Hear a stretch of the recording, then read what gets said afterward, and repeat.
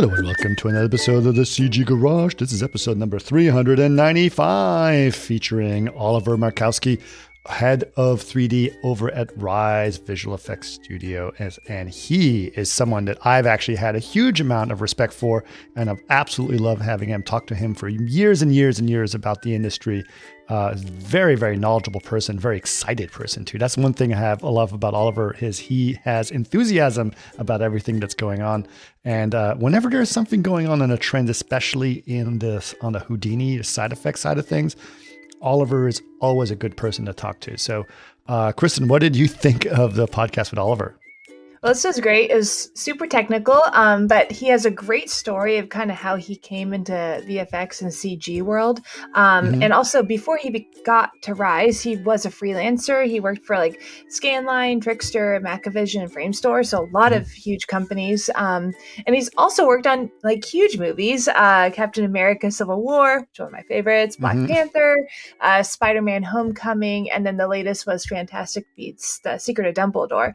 And like I said, it's techie, but he kind of gets into what they use at Rise, their USD pipeline with Material X and how they operate. He goes into Solaris and his kind of heavy use of it and different shaders. And then you guys also towards the end talk about how different companies will solely start using Houdini and Solaris for scene assembly. So that was a really interesting bit. Yeah, for sure. I mean, it's great to hear about Oliver's past, which is really cool, and sort of see where he comes from. But I got to say, it's when we get towards the end and we talk about basically the future of scene assembly and how it's going to change everything, this is something that Oliver has been thinking about for many years, and not only thinking about it, but try to implementing it. And so thinking about what Houdini and Solaris means, specifically what USD is implied and the importance of Material X in a universal pipeline is really kind of interesting because it is important especially for companies like Rise that have to work with multiple different companies and exchange data formats between these things. I mean, that's basically the future of all these big films, like all the Captain Americas and the Black Panthers and all those things. I mean, you have to exchange a lot of data, and so the USD process is kind of one of the critical things to make that happen. So, really interesting. Oliver's perspective on this is really important. So, I'm really glad that he was able to come on and we were able to discuss. In fact, I carried that discussion over to a lot of people at Chaos as well, who were very excited to have that. So. Really great to have him on. Okay, we've got a couple of announcements, and our V-Ray 6 stuff has been slowly rolling out to a bunch of different platforms. So currently, the latest one that's out is V-Ray 6 for Cinema 4D, which includes a lot of the cool features that we've seen in Max and Maya, including things like the finite dome light and ACCG support and faster rendering and thin film, NMesh, decals, all of that cool stuff has been slowly been put into V-Ray 6 for Cinema 4D. The same is true for Max and Maya, which is already out as well. And for public betas, V-Ray 6 for SketchUp and Rhino are available in public betas if you guys are interested in that platform. Okay, now in terms of events, we have a slew of events happening. I just got back from THU. So look forward to, by the way, some great podcasts that I got from THU. So those are going to be pretty special, and we'll get to those when we talk about them. But events coming up. Kristen, what's going on? Yeah, so you can find these out at chaos.com/events. We have two happening on October 4th. The first one is actually starts on October 4th, goes through the 25th. It is a 28-day unmissable V-Ray for SketchUp webinar series. So look, you have to go online and you can sign up and watch those. And then another one is a live in-person event, and this will be in London on October 4th. And it will be at 3D London. So it's just a UK CG community event. It should be really fun. And then on October 5th, we have another live webinar, and this will be introducing V-Ray 6 for Cinema 4D. So you can learn what's new, tips and tricks and expert advice. And towards end of October, on October 19th, it will be Chaos Day in Paris. So you can join Chaos in an event in Paris from 4 p.m. to 8 p.m. at Cyclone. Again, you can find all this out at chaos.com/events. Click on what you're interested in and sign up. Perfect. That's great. A lot of great stuff coming up. I know for a while in the summer, things were kind of quiet, but there's a ton of events happening this fall. So go check those out. Again, that is chaos.com/events. All right, great. Now, if people want to know more about the podcast, Kristen, where can they go? You can go to facebook.com/CG Podcast or chaos.com/CG Garage. And if you'd like to watch us, go to youtube.com/Chaos Group TV. Perfect. And if you guys have any comments or ideas or anything you want to know about the podcast, you can always email us. labs@chaos.com is our email. We've gotten some great suggestions in the past, and we'd love to get one from you guys now as well. All right. But for now, please enjoy episode number 395 with our good friend, Oliver Markowski. Welcome to another CG Garage, where the Chaos Group talks. You'll know it's over when the last bucket drops. We're gonna fire off rays in high dynamic range. We know that ambient occlusion is passé. Global illumination won't lead you astray. And while image-based lighting is really swell, you need to make sure everything has Fresnel. It's good to see you, man. I think you saw some of my coworkers at FMX this year. Unfortunately, I wasn't able to go. You were there, right? You were part of a panel. Yeah, right? I've been on the Chaos panel. Right. I've been on the high-end visual effects for episodic panel that Chaos Group was hosting with, I don't know his name because it's I don't recall it. And there was Albina, you know Albina? Yes, of course. And like the two other guys. Was a good panel. Yeah. Cool. Really good. Awesome. Cool. All right. So I met Vlado at SIGGRAPH just briefly.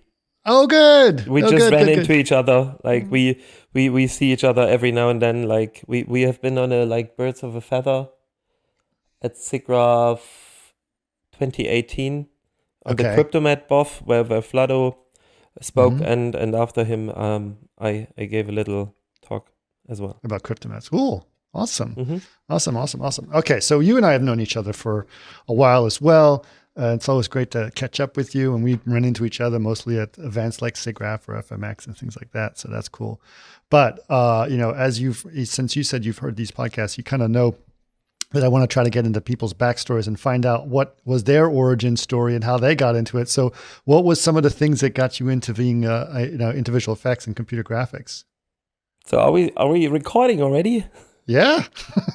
Yeah. Oh boy. What got me into visual effects? I would say luck. A lot of luck. Yeah. Okay. Because like my first gig in visual effects was at Scanline Munich in 2006.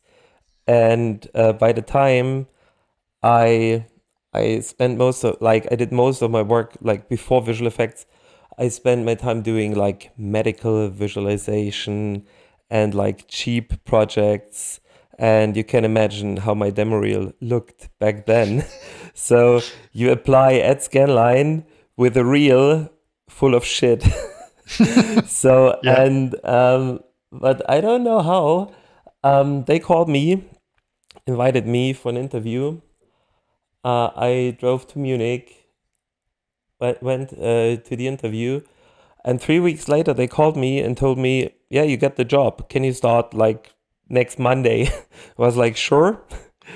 And where were you living at the time? I was living in Leipzig, Eastern Germany. Okay. It's like an hour by train south of Berlin. Okay. So, but still, like I was a freelancer. I was just like I didn't even finish my studies yet. So So, but then I started working at Scanline. Was totally excited to have my first gig. The show was a German movie called Huibui, the Castle Ghost. It was a little ghost, which was the CG ghost going onto like live action footage. And like 3 weeks into the job, I spoke to the recruiter that hired me, and she told me, hey, Ollie, I wanted to tell you that we're super happy to have you on board because we didn't think that you would be a good fit, but you were the only one that applied for the job. So that's what I mean by I was lucky to get into the industry, because they obviously had no other one applying for the job. And it turned out that like on a technical level, I was like totally able to do the job. Right. But I had zero experience. My demo reel, I need to find that, because it was really crappy back then. But yeah, that's what got me into visual effects, but not into like 3D and stuff. But at Scanline, like the job, the first job I got there was only for, I think, not even 2 months. It was like the end crunch mode on this show, and they needed someone. That was basically the first show where they did not use 3ds Max, because they were collaborating with another studio, with Trickster, that did the animation on the show. And for some reason they needed to render their stuff through Maya. Back in the days we used Mental Ray, good old times. And yeah, they had no in-house experience, not even not in Maya, not with Mental Ray. So it turned out like I was a good fit, and then they immediately asked me to stay for an animated feature that they were producing at the same time. Also like a German production, also kind of like ambitioned. It was not a bad movie at all, and it also had quite a good budget, and it turned out like not too bad at the box office, at least not in Germany. So I spent another 1.5 years at Scanline working there. So yeah. Okay, and so this was around 2006. So you were there for what, another 2 years? So yeah, I was there until like July 2007. Basically, Okay. I finished my gig at Scanline, and then I went straight to San Diego for my first SIGGRAPH in 2007. That was the famous SIGGRAPH of 2007. Yeah, it was my first one, and I was totally blown away. Like, it was so cool to be there. Yeah. Really Did you go to the party on the aircraft carrier? Yeah, of course, the Autodesk party. yeah, it was sick. That was really good. Really, really good. Yeah. Yeah, that's amazing. That's cool. Okay, so you go to SIGGRAPH. So that's great. That's your first SIGGRAPH. Were you going to get recruited or to look for new jobs? Is that the main thing you were trying to do No. Not as a German. If you wanna work in the US, it's basically like there's so much visa stuff going on. You have to apply for. I don't know. Okay. So I was just going there because I'm a geek. Right. And I was back then, and I still am. So I just wanted to see it, because I've been to FMX before, of course, but SIGGRAPH is a different story, right? It's still Sure. FMX is great, but Right. SIGGRAPH is SIGGRAPH. Yeah. Right. It's bigger for sure. Well, not as big as it used to be, but 2007 was still pretty darn big at that point. So it was pretty cool. Okay. All right. So that's cool. So what was your next gig? And well, first of all, what were you interested in when you were starting to do stuff? When you were at Scanline, were you just more of a generalist in a lot of ways, or how would you classify Yeah, it? totally. Yeah. Totally generalist. Okay. I did everything, but I've never been a modeler, and I've also never been an animator. I Yeah. tried, but I figured out quite like early that the rendering side of things, and also like the technical stuff, like programming or scripting and Right. that kind of stuff, is more what I'm interested in and what I'm good at. It's, Sure. of course, like by now I still cannot model, but I like right now, like after like fast forward 15 years or 16 years after my first gig, I'm now the head of 3D at Rise. So it's like, Right. I must know something about the process, but it doesn't mean that I know everything, and it doesn't mean that I'm an actual like artist. On like, if you look at the artistic side of things, I'm heavily into the technical side. Right. Right. Yeah, I mean, I could say the same. Like, I started out, one of my first job at DD was in the modeling department, and I was good then, but I can't model anything anymore. Barely. I just import models and that's what I do. Yeah, then just complain about UVs and like fucked up topology, but I can't render that shit. Yeah, exactly. Exactly. Okay, well, that's cool. All right, so what got you into programming? I mean, you always sort of done programming, or did you sort of pick that up as you were going? No, that was way before. Like, I started programming on a Commodore C64 Right. BASIC when I was, I don't know, 10 maybe in 1990, something like that.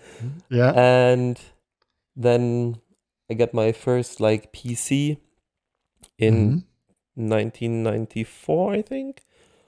Then I got into Turbo Pascal. That is like closely, like kind of close to C. Then I struggled with the like all the low level stuff like pointers. So I just said, okay, it's like the programming is not for me. Whatever those pointers are, I don't want to know. I just want to script. Right. Okay, by now I know how to use pointers, but back then I was 14.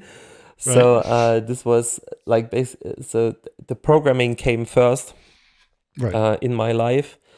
But then a friend of mine, like from high school, he told me that he just got a book from his uncle, like, I don't know, a huge book, like 800 pages or so, called Learning 3D Studio R4. So then and he said, I have no use for that book. Do you want it, Ollie? I was like, looks great. I can do images, like 3D. Right.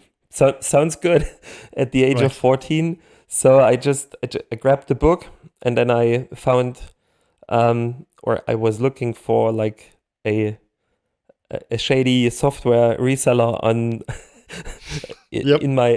on the schoolyard or at the schoolyard, and for some reason someone came up with like 40 discs with like 40 what was it back then? Not zips, it was ARJ archives. So I unpacked that at home, and all of a sudden there was like 3D Studio showing up on my PC. And then I started fiddling around with boxes and cylinders and whatever cones, and I basically built some super basic models. And that was my first contact with 3D at all. It's like 3D Studio in 1994. Yeah. Well, yeah, I know exactly when that was. I was at Rice University doing similar things, except that I didn't buy the software from the schoolyard. They charged one buck per disc. $1 per disc. They did it by disc, by volume of discs. You need to pay per disc back then. Okay, that's funny. Okay, so that's sort of you. So you were really self-taught in a lot of ways. All this stuff you sort of learned completely, entirely, and like even though like after like I got my hands on 3D at the age of 14, then I did like my finished high school, and then I was looking like for something that I like could study after that, because I wanted to study something. I was looking for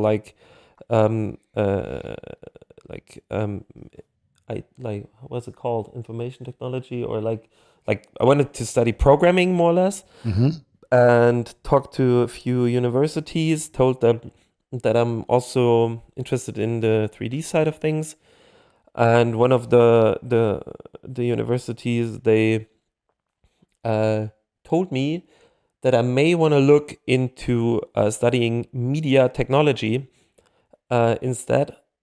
And they also pointed me to the university where I actually ended up then studying media technology, also in Germany. It's a small university in a town called Mittweida. Shout out to Mittweida. So yeah, But it turned out that even though I studied media technology, there was like not even 1% of 3D in there. There was some courses like in the fifth semester where we had to model a chessboard, and that was pretty much it. That was all the 3D we did in 4 years. Wow. So, but yeah, the good thing is there were many like-minded people. So we had a lot of people, like there were different focuses. Few focused on television, some on radio, some on multimedia, some even on print. I was on the multimedia side of things, and we had a lot of student projects going on, like not the stuff that you know from Film Academy. We didn't do any short films or stuff like that. We're mostly focused on like on-air graphics to feed the TV people in the media technology branch. And so at least during that time, I could teach myself. And the cool thing is we had like a multimedia laboratory, and they actually had SGI O2s in there. And they even had Maya 1.5. Yeah. 1.5 on them, like in 1999. So I started with Maya 1.5, and like back at that time, like I was still on 3ds Max. Like after 3D Studio R4, next step obviously was going to Windows, 3D Max. I think I started with 2.0, and by the time I switched to Maya, there was, I don't know, Max 4 or 5, I don't know. So, and yeah, at one point I was like, Maya, I don't know if I really want to keep using that. And I was about to switch back to Max when we went to, do you know this big trade fair or exhibition called CeBIT in Germany? It's like, it was, back in the days, this was one of the biggest IT trade shows, like next to CES, the biggest one in Europe at least. And we went there, and there was also SGI was showing stuff there together with ILM, where they showed the work they did on episode 1. Right. So, and this was the time where I said, okay, I'm not going to switch back to 3ds Max because they showed everything in Maya. I was totally blown away by the stuff that they did back then. So I decided to stick with Maya and keep going, and kept going basically. Right. Yeah. Also, of course, then I found Mel in Maya, which is like syntax-wise similar to C or to the stuff I already knew.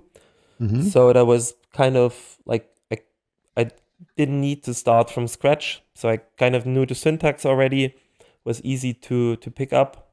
And yeah, I went from there, like trying to render stuff, trying to script stuff. Yep. And yeah, that's pretty much awesome. how I taught myself. And I got another big fat book on like I think it was even called Learning Maya, I think 4.5 or something like that, like Maya 4 or 5. It also had 800 or 1,000 pages. That was back in the days where we didn't have YouTube, we didn't have anything. There was only the Norman video tutorials, the DVDs, right? So, but I didn't watch many of them. So it's basically all reading. Right. Yep. Yeah, and even those were for ripped you, off. I guess, right? Yeah, I mean, it was. I mean, when it's the same thing. I started in 93, I think, is the first. Well, no, I did stuff before that. Anyway, but yeah, it was the same thing. And I do remember that Maya 1.0, or was it 1.5? Because at that time I was working at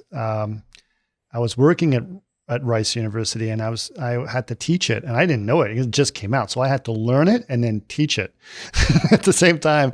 And so, oh boy, and so they the instructions for it, because it's like it was like 12 books, like the whole bookshelf with like, I was like, oh my God, because it had everything. Like they literally had a bookshelf. Now when you buy software, it never comes with a book or at all, right? It comes with a help file, maybe that. So, but yeah, it was this huge book, and I was like, oh my God, how am I going to learn all this software? It was big, yeah, back then. Okay, so Maya became your tool of choice, your 3D package of choice after that, huh? Yeah. And I used to love it back then. Yeah. And I used it up until like kind of exclusively until 2010. Okay. So at Scanline, I started I was a freelancer already. So I registered as a freelancer in 2003, still studying. So I was a freelancer for 14 years, so until 2017. But getting back to Maya, in 2010, I rediscovered Houdini. So I saw Houdini like for the first time also during my studies, but for the second time I saw it at SIGGRAPH San Diego. Yeah. And I was like, that was Houdini 9. And I was like, looks tempting. Looks really cool. And forgot about it a little bit. And 3 years later, I was working at Macavision in Munich, doing like automotive stuff, car configurators. And one of my colleagues, he saw me because I was building like Macavision back then, like it was a 3ds Max shop in Stuttgart, all 3ds Max, NVIDIA and all that stuff. But in Munich, they didn't have anything. So they assembled a team in Munich to do car configurators and basically gave us, like, we could do whatever the fuck we want there, basically. Right. So we said, okay, we're going to use Maya, we're going to use V-Ray, and I was more or less CG Soup and pipeline lead at the same time for this. So I was coding a lot of pipeline tools for those like configurators. And my colleague who saw what I do, he said, Ollie, you really need to look into Houdini. With like your skill set, check it out. And I was like, okay, let's check it out. And then in 2010, basically was the beginning of my Houdini learning path. Everyone knows how that learning path looks. It's steep at first. It's very steep. Have you seen the scribble where there's a lot of like? There's a cool scribble. If you Google Houdini learning path, there's a little a drawing of a friend of mine. His name is Freak, and there's a lot of like dead people on that path. So many people died learning Houdini, which could be true because it's hard, it's tough, but it's a steep path. It's totally worth it. It's totally worth it. So, and yeah, then I basically used both of the tools for many years. Yep. And I also, like 2010, there was Macavision. Like I did a lot of automotive after leaving Scanline. There was mainly automotive in my life up until 2014, where I came back into visual effects when I joined Trickster. So Trickster, same deal, Maya, but then they added Katana to the mix. So this was my first contact with Katana, which I really, really liked for rendering, really cool. But I hated it for look dev or like for shading. Like just wiring shading networks in 2014, I must say, maybe better now, was a nightmare. I have no idea how they how they could come up with such a like user experience at Sony, because they must have used it, or they were using it internally for a lot of years, and obviously no one complained. But I thought, like, how can you do that? But still, Katana, 2014, great tool. Trickster, great company also. Loved working there.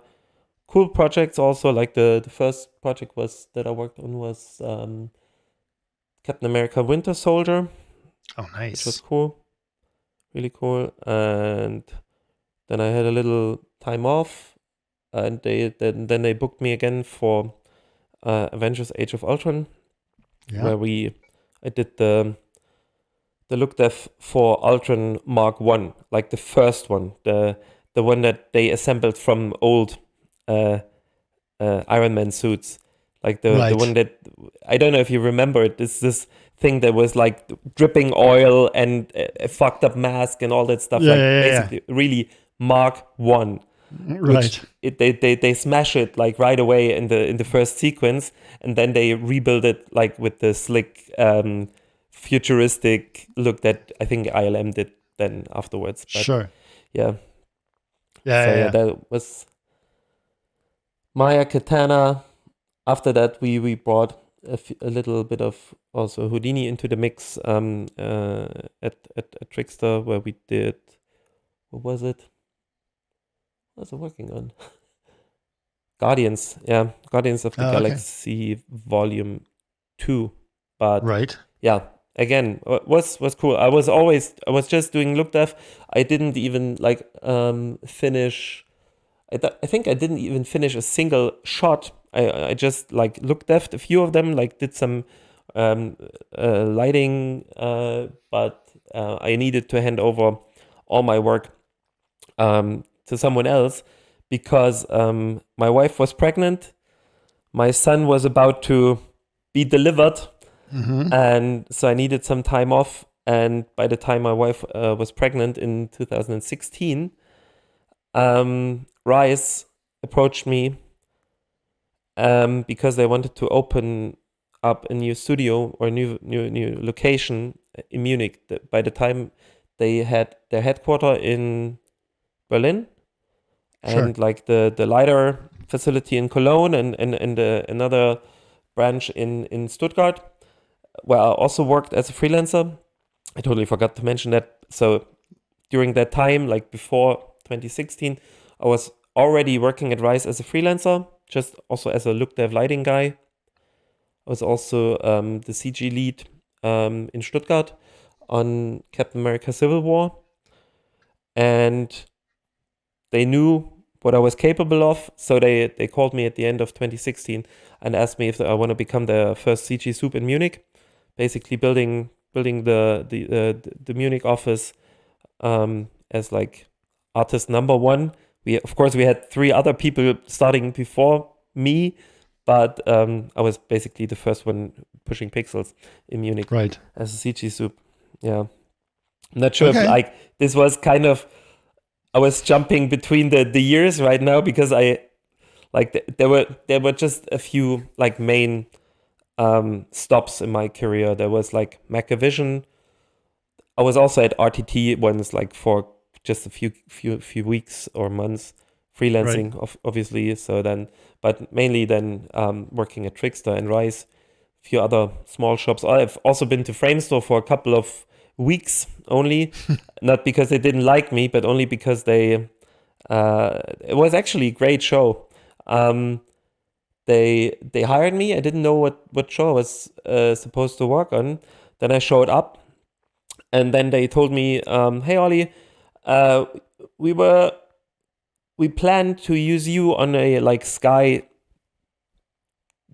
TV thingy trailer thing, but turned out we need people to help out on the James Bond title sequence for the Spectre movie, like I don't know which one it was, like 2015, the one with the Spectre, obviously." Mm-hmm. And so I had 5 weeks at Framestore,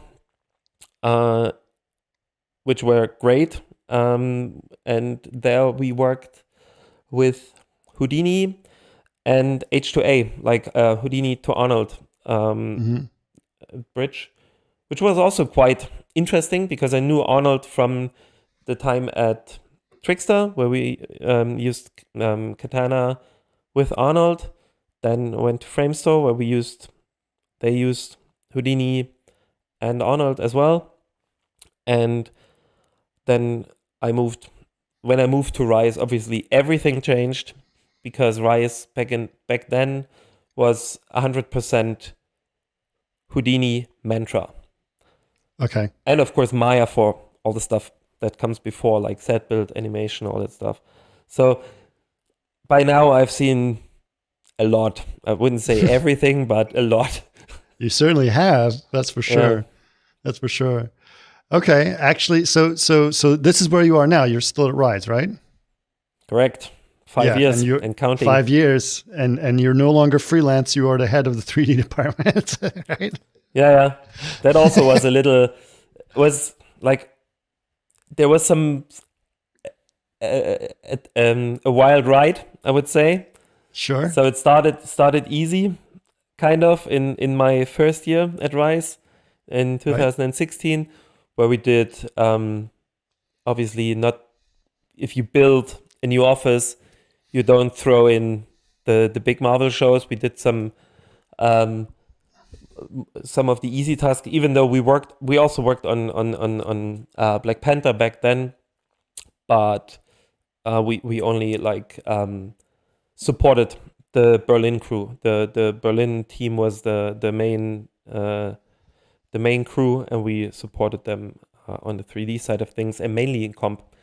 So, and then also we had a few German movies where I was CG Soup, not very well known. It's like one is called Jim Button, and the other one was, I don't know,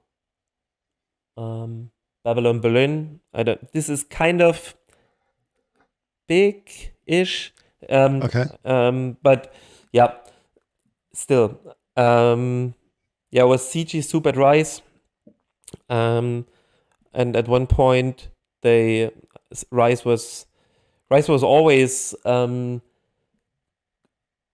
trying to do some like feature animation work, and we always worked as a like rendering vendor also for feature animation movies before my time. But when like at the end of 2017, end of 2017, was it 17? Yes. I was assigned to a full CG feature project to work as a like asset build lead, because a lot of the assets for the feature film were done in Munich. So it was a split half between Berlin and Munich for the asset build.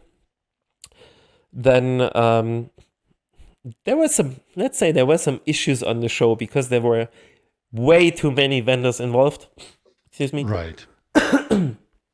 Way too many vendors involved, and a lot of politics going on. So the project at one point hit a wall, and then everything. Wait a second. Can I mute myself for a second? Sure. Okay, much better now. So project hit a wall. It came to went on hiatus for, I would say, a couple of weeks. So everyone reassembled more or less or restructured. And then I got a call from one of the founders of Rise from Berlin, asking me to take over the entire show and move it to Munich, still having a team in Berlin, obviously, but sure. So I took over the responsibility as like the main CG soup. And what I learned a couple weeks after is that I was also now the VFX soup on that show that I wasn't really aware of. But in the end, yeah, okay, so cool. Now you're the overall supervisor of the show, right. And yeah, so this was basically I need to do the math. This was 2018 already, so I took over the project basically right after SIGGRAPH 2018. So okay, I came back from SIGGRAPH, and then we hit the ground running and finished asset build until the end of 2018, and then finished the entire show until the end of 2019, which, surprise, surprise, led me I think I had my third burnout in my career. I was like this close to burning out. So I skipped that part in like the last couple of minutes, because like burning out or like going over my limits was always with me throughout my career. So Sure. there were at least 2 times before this project where I pushed way beyond what I should, way beyond the healthy part of the work-life balance. And so, yeah, but again, like I was only close to burning out, but it was really tough to finish that show. It was not because of Rise, it was because of everything that happened throughout that show. And I can say I survived. Maybe I tried to take away too much pressure from the team and loaded it up on me, which may be a good thing, but in the end, I nearly paid the price. But again, the team was absolutely amazing on that show. So, and they also had my back during that time when I was not able to work. Like I stopped working for 2 weeks because it was just like way too close to burning out. And I came back 2 weeks later. The show was it's really on the final stretch, and even though I did not want to, I needed to work or to deliver I needed to deliver the last 2 shots by myself. So Right. I thought I would get around this. Like, okay, guys, I'm off for 2 weeks. Finish this fucking show. When I'm back, please don't have me touch any more pixels.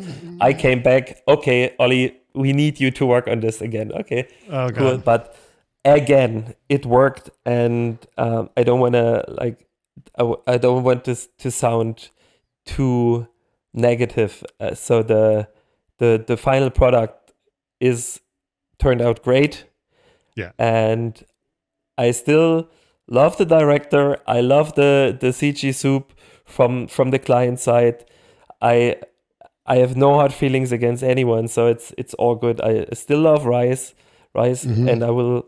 It's a great company. So yeah, It was just tough. Sometimes you just have wanted tough to shows, be man. honest, right? Yeah. I don't want to tell everyone like, hey, it was smooth sailing all the way, because Yeah. it never is. Like in crunch mode, the problem in this project was the crunch was too long. The crunch was like, usually you have, I don't know, 2 months maybe crunch, maybe a little longer, but on this show the crunch went for like half a year or so.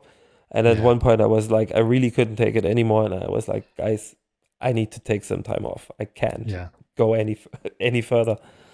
Yeah. But again, Yeah, it's not. I don't think we're built for that. That's just doesn't work that way. But I am curious. I'm curious about, you obviously, you've sort of touched a lot of different kinds of tools, and you've done a lot of really interesting things. And obviously you've gotten into Houdini as well. And, this has been something that's been a really big deal recently, where I'm starting to see a lot more people having interest in tools like Houdini and Solaris more specifically, and how that's going to affect the work that you've done have you seen it. So what are your thoughts on Houdini, Solaris, USD, Material X, all that kind of stuff? Like what are your thoughts? And especially you brought in the idea of like all these assets from different vendors, like, so you've been dealing with that problem for a long time, especially on big Marvel films. So I'm just curious to see what your thoughts is and how, if you think we actually have something about this. Yeah, let's split this up into 2 parts. Like part 1 is like the whole Houdini Solaris thingy, Yep. And part 2 is like the asset exchange between different vendors. So first of all, I don't know if you have seen it, but and it's already online. My colleagues Simon Ohler and Andreas Giesen, they just did a presentation at SIGGRAPH in Vancouver, and they basically showed in 60 minutes the way we build our pipeline around in Solaris around USD. I think this is 60 minutes well spent if you watch this. To everyone out there, it's on the Side Effects YouTube channel. I don't know, off to news show. We'll put a link. We'll put a link in the page. Yeah, we should because this is we got feedback from many people from the big shops, and everyone was totally blown away that we are using Solaris in this way already. Because, with USD is one thing, like USD is old. It's like the Pixar is using it since many years already, and I think it's the fourth installment of their asset and shot layering framework. So they already had 3 before USD. So now, and they are using it since I think 10 years, 10 years, something like that. And now they opened this up to the public, and Side Effects made a very bold move 7 years ago, I think 6 or 7 years ago. They were about to build their own lighting and layout context, like from scratch on their own, based on their opinions. Right. But then, like, they were already into the process, but then people pointed them at USD, telling them, hey guys, don't come up with your own stuff. Look at this. Check this out. And they ditched their entire development they did so far and went full USD. And this is like many years ago already. So now you see that the fact that they decided to go full on USD early on is what brought them ahead of the curve, like that far ahead of the curve to where they are now. And the cool thing is, even though Rise is small, which may be the reason why we could do that, is now Rise jumped on this USD Solaris thing also already 3 years ago.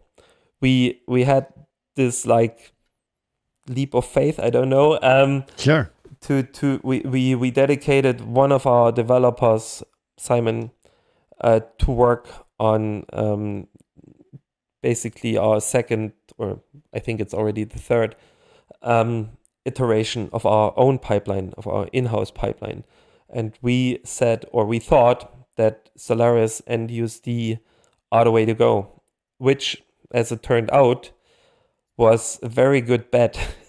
So seeing that everyone else in the industry is now jumping onto the USD train, we can say that we are already, like, our pipeline is completely switched to USD and Solaris since half a year, or right. November last year.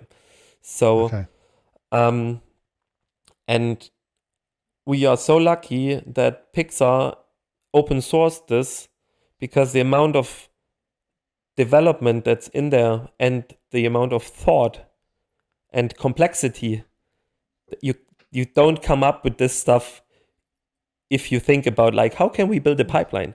Pixar did 3 pipelines before that, and now with the 4th shot, they came up with USD, and there are very bright minds at Pixar, and it's the 4th try. So now you have USD is a kind of a pipeline in itself. It doesn't, of course you have to build your tools and your stuff around it. Of course you need to have a database and asset management and production tracking, all that stuff you don't get for free with USD, but the possibilities and the complexity or the freedom to do stuff that comes with USD is just, it's more than you will ever need. I would say there's so much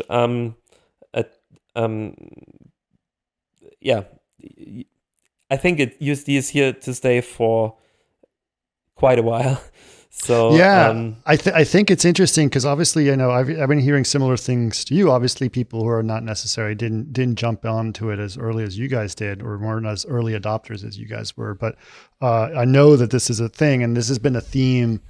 Obviously, Chaos has been hearing and certainly responding to quite a bit. I mean, we've been our V-Ray for Houdini team has been very diligent about it and doing a lot of stuff with Solaris as well, and it's quite interesting. I find it interesting that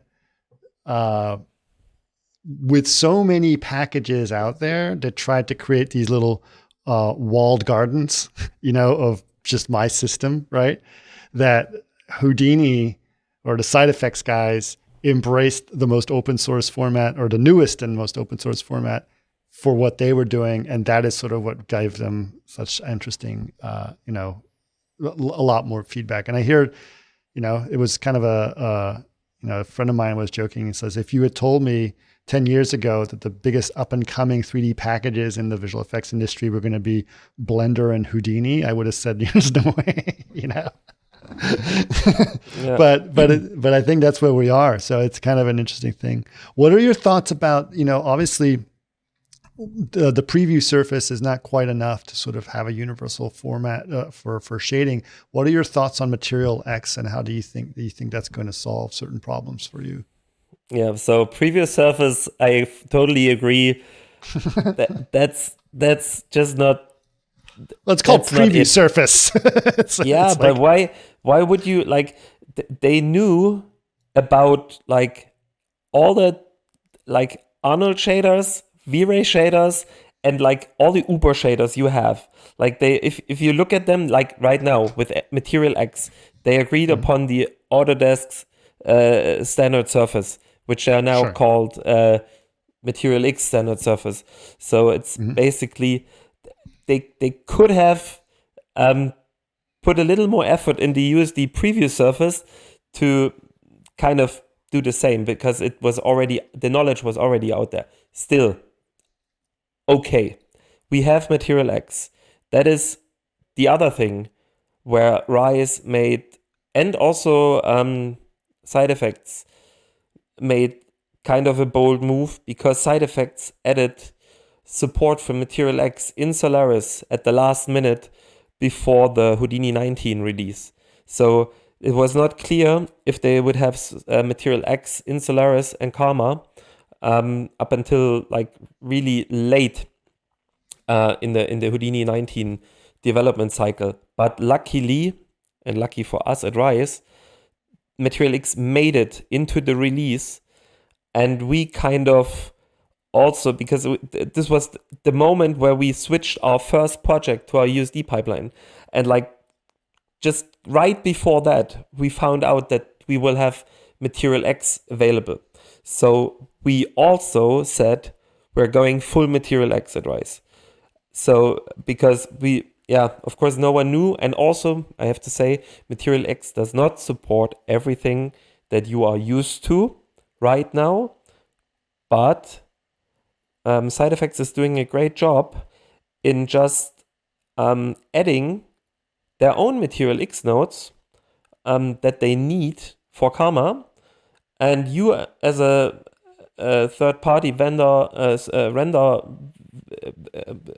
vendor, just need to re-implement or implement those nodes into your renderer.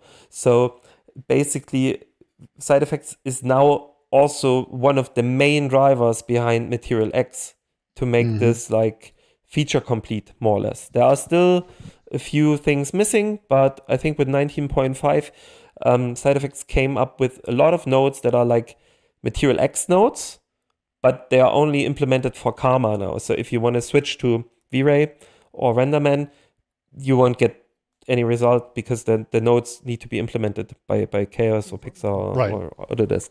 But again, they are pushing Material X really, really hard right now. And this is something that Material X needed, I think, because I think like ILM was using it extensively. And of course, they could implement their own nodes in-house. I don't know what they have, but they obviously have or probably have more nodes available than there are in the Material X library, I suppose. Also, there's the Llama nodes that are like developed at ILM together with Pixar. I don't know if there's like how I don't know if I'm allowed to ask you questions about V-Ray, but how's the state of the art regarding V-Ray, Material X, and stuff? Well, I don't know how much I can say, especially since it's on a podcast, but we can talk. Okay. We can talk after. Let's definitely say that we listen to our customers and we're looking at things and solutions to make sure that everything needs to be happening. Okay, cool. So I'm not going to ask any more questions. No. Yeah, of course it's fine. But no, you're right. I think I think what's interesting is what this does. And my thing is, okay, looking at what you guys did. Obviously, Houdini is and Solaris is they've embraced USD. You guys have embraced USD, Material X. Other studios are looking to do the same. Big trend I'm hearing everyone saying we're going to do next year or two, we're going to slowly migrate our entire pipeline over to Houdini or Solaris, right? For scene assembly more specifically, right? Not necessarily for animation. They're not going to do animation. That's going to be differently in a program like Maya, for example. But I think that it's very interesting to sort of think about what this means, especially in light of what we were talking about before with Marvel stuff, right? So Marvel has a ton of vendors and there has to be a ton of interchange of assets that goes around. What do you think that this is going to magically take care of a lot of those problems, or do you think there's still going to be a huge amount of asset management that happens between vendors? I've seen proposals from vendors, which I won't name, that are trying to agree upon an asset standard that makes it possible to interchange seamlessly. Right. Because USD gives you this flexibility. The thing is, if you ship your asset with Arnold shaders, that's not good. Because then everyone has to render using Arnold. Right. Or V-Ray, you name it. Right? Sure. If you ship your assets with Material X shaders, that's a different story. Because now everyone can choose which renderer they like. So it comes down to the implementation of the Material X nodes in each renderer. If the implementation is doing the same math, it's going to look the same. And if you only, like, let's say, if you exchange assets and if you bake all your shader inputs directly, like, except for like the view dependent ones, you have the Material X standard surface with texture inputs. And every renderer should be able to come up with the same result. So this means if we get an asset from vendor X, we just hit render in an ideal world. Of course, there are some, like, the way you build your asset structure, like especially with variants and LODs and material variations and all that stuff. Like if you go a little more complex, then of course everyone might have different naming, might have different variant or structure, the USD asset is not just the model with the texture and the shader. In USD, there is so much complexity that you have to that every vendor has to figure out by themselves how to what fits best for their pipeline. So basically, how do you encode LODs? How do you encode model variations and shader variations? All that stuff. This should be consistent, and this is something that vendors have to agree upon. Like not the render vendors, but the studios, not the studios. Sorry, the visual effects vendors like Rise, ILM, Weta, whatever. Like so, or you agree upon like this a certain base structure with where do we store the like if we ship an asset to a different vendor, we just need to convert our layers and variants to the model that we have agreed upon across all vendors.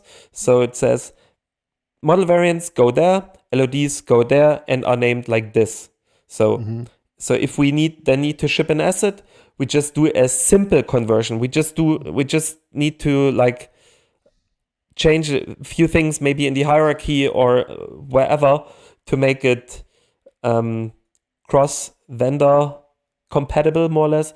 And then once you receive an asset from another vendor, you just convert it to your USD structure. But this is way less complicated than what we have right now, where you get everything totally mixed up and everyone has to rebuild shading networks based on turntables you get from a different vendor, which takes ages every time. And so I think, USD will take away a lot of the headaches in terms of asset interchangeability, but it will not be a magic bullet. Yeah, that makes sense. I mean, it's obviously, like you said, is like, you still have to solve the human problem, right? And everyone does and the pipelines specifics, like you need stuff named a certain way in your pipeline. Okay, then you need to rename the stuff when it comes from a different vendor. But this is not a big deal, I think, because if we agree on like a standard exchange hierarchy and structure of the USD, like what you do after the ingest, that's up to you. And if you like, and it's just like the code or the tools you need to ingest and outsource or to deliver, to do asset deliveries, will become way less problematic than it is right now. I have a feeling that it's going to go, I think it's once the visual effects industry has kicked the tires on USD and on standard exchange formats, et cetera, I have a feeling that USD will become like HTML and it will become the standard 3D package that everyone's going to use. Yeah, look at Apple. Apple is full on USD for all their AR stuff. Right. They and NVIDIA Omniverse is built on USD, upon USD. Like they did not refactor their code to work with USD. No, they built the thing based on USD. It's like, and if NVIDIA with Omniverse, I think they have a big vision, and they are gonna drive a lot of also USD core development. Same as with Apple. I think it's great because then you can take your asset and you can use it in Omniverse, you can use it in AppleKit, you can use it in Facebook Meta, you can use it in Fortnite, whatever, right? And I think that would be amazing to be able to just have an agreed upon sort of solution that everyone's going to be. Yeah, the thing that I'm curious about is what will happen to the render engines, because the render engines, I think the render engines are going to be like browsers, right? Just like a browser. But then again, how many do you need? Well, some people like Firefox, some people like Chrome, some people like Opera, some people like what will Brave. Be the USP? I use Brave now. Yeah, but what will be the USP of your renderer in the end? Like if there's if everything is using the same, like everybody supports Material X. Everybody has USD. There's there's the only thing that matters in the end is how fast do you render, right? That's the only thing that should matter. That's the only thing that should matter. And that, and I'm sure you've done this before. When people do like a studio says, we're going to test different renderers, and they'll do like Arnold versus V-Ray versus RenderMan versus I've done that, whatever. Yeah, right. We've all done it, right? If your renders don't look exactly the same, then you've done it wrong.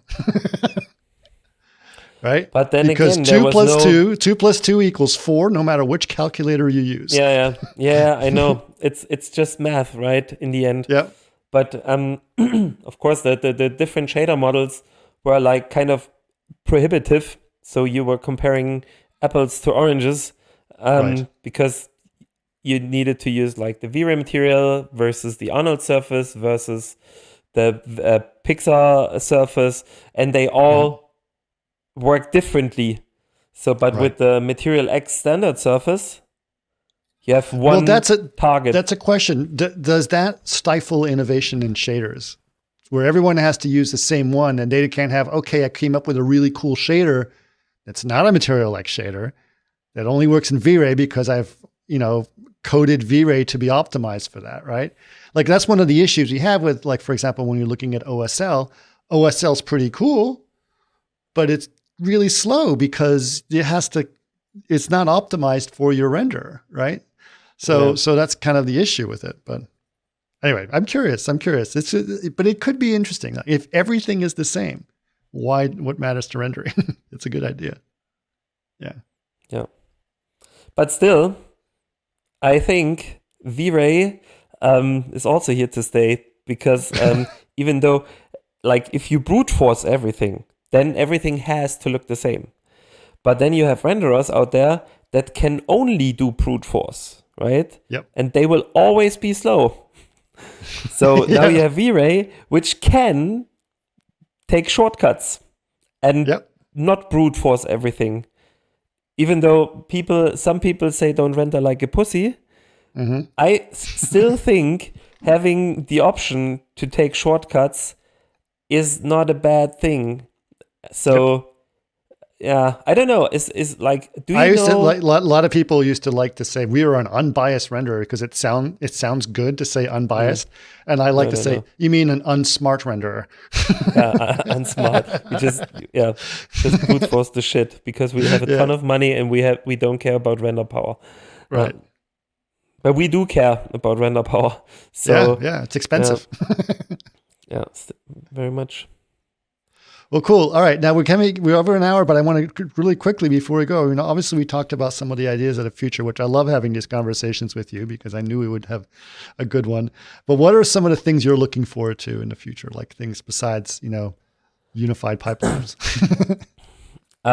What I'm looking forward to.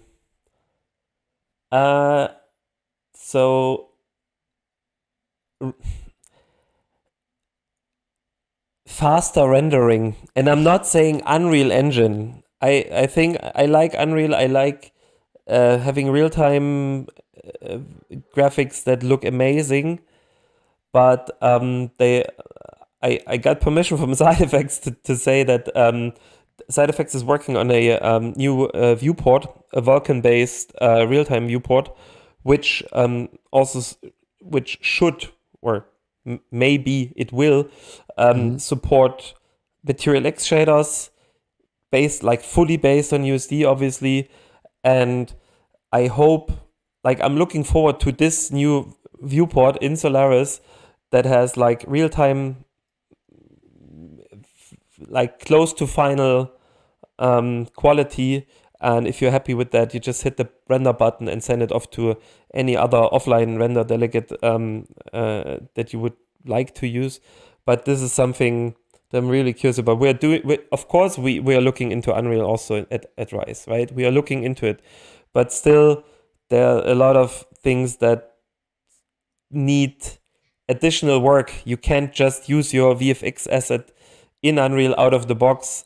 You have to work still very much differently in the sequencer and all that stuff. It's not the same, even though Unreal has USD support, and they hopefully will have Material X support in 5.1 or no, not 5.1, but 5.2 maybe. But still, I think Unreal is cool and we're looking into it, but I hope that there will be this new cool viewport in Solaris or in Houdini that gives us like close to final quality. Yep. What I'm also looking forward to, this is something that I like noted that I wanted to mention here, is all the neural rendering and neural radiance field stuff from NVIDIA. That's so sick because I'm a big like the Bavec fanboy, you know, Yep. light stage, light fields, Yep. all that stuff, and like the neural radiance fields are the next thing after light fields, right? Have you seen those neural radiance fields? They're amazing. Yeah. The stuff that Google Research came out with recently, it was incredible. Wasn't it NVIDIA? No, it was Google Research that did some of the where they were. I'm pretty sure it was Google Research, but this is something that I saw Paul doing a while ago when he was at Google. He's not at Google anymore. He's at Netflix now. But yeah, I agree. I like that idea, and I also like the idea of doing that synthetically as well, and what that could look like. I think that's very interesting. So super exciting. And then, but what was something else I was going to bring up to you? Since you brought it up. So real time. Yes, I'm 100% with you. I actually, I like Unreal quite a bit.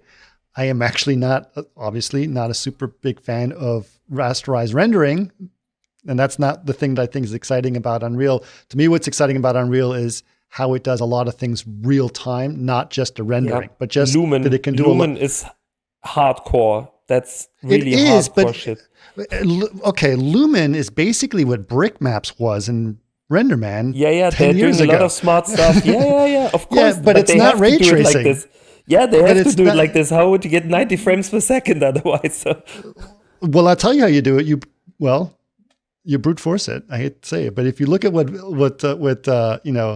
Vantage is doing, we're doing full ray tracing, and I'm not getting 90 frames a second, but I'm getting 60 frames a second in HD, which is pretty good for full ray tracing. Do you need specific pre-processing for this? You need GPUs. No, but no pre-processing involved. You just throw in your scene with all the shaders and say go? Yep. So then how about a Hydra delegate, Vantage Hydra delegate? Yes. Give me that. Good. I buy it. Yeah. Okay. Yeah. No, but that's the thing. Something because I really don't want to wait for Unreal to have like seamless USD Material X integration. There must be something else, right? That's already there or that's closer to. And Hydra is a great thing as well. I think we can look great at API, of course. Yeah. Mm-hmm. Cool. Okay, we could geek out forever, but I think our audience is going to go, you guys got to stop with this. Okay, cool. But it was really cool. Yeah, I'm excited. So real time is a really good way. A nice new viewport solutions would be great. I think Hydra's great. And I've been very excited about that stuff as well. So that's great. Well, thank you so much, Oliver. I really appreciate you coming on and being part of the conversation. I'm so happy to be on this podcast. It was like that was actually on my bucket list. Really? Nice. Yeah, I was dreaming about that like for years because we ran into each other quite some times in the past, and I was like, how do I get on this? And then all of a sudden you approached me. I was like, what did I do? Are you running out of guests or what?